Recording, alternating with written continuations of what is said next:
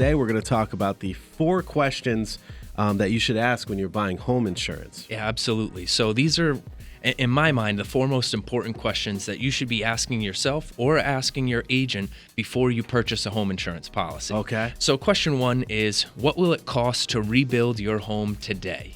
That's the first question. So think about that. What's it going to cost to rebuild your home today? A lot. If it were to be totally lost in a fire.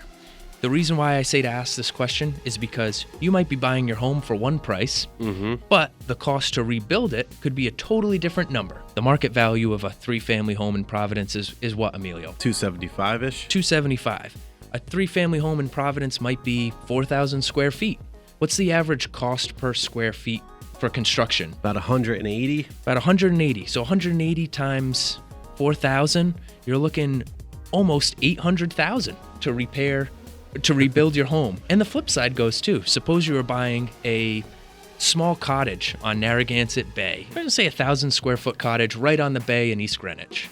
All right, so you're looking at about $400,000 to $500,000. $400,000 to $500,000, but it's a 1,000 square foot ranch, and cost of construction could be maybe a little nicer, $200 per square foot. Only costs $200,000 to rebuild that structure. You don't want to insure it for $500,000.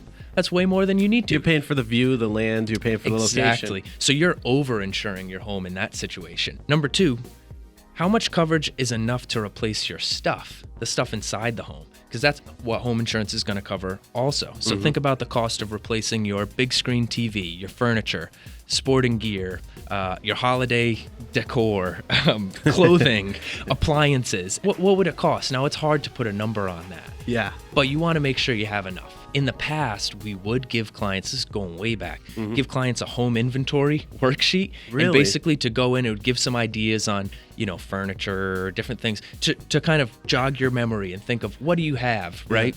But there's no way to you're not going to save receipts for everything you have. You're not going to come up with a full dollar amount for all your stuff. Yeah. The better way to do it is to overestimate and make sure that you have enough coverage. Number 3, what costs will you incur if you can't live in your home?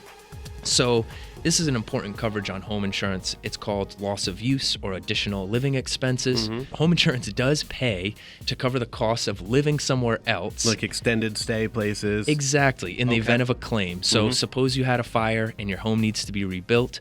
Well, of course, you got to live somewhere else now. So think about what it will cost for you to live somewhere else at the time of a claim and to have the same standard of living that you have now. So think about what the monthly cost of rent is and any other additional living expenses you might incur during that time, and try and put a number to that to make sure that your home insurance policy covers that. And number 4 is, what level of liability protection do you want if a lawsuit for property damage or bodily injury is filed against you or a family member?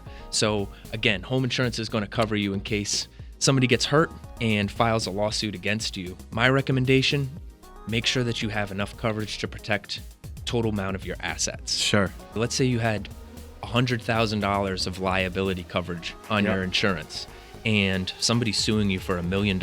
Yeah. Well, what's going to happen once that $100,000 of liability on your insurance is exhausted? Let's start attacking your properties. Absolutely. Sell that property to pay it, sell this. So you don't want to get into that situation. You can get very high limits on liability coverage, and it is typically pretty inexpensive coverage.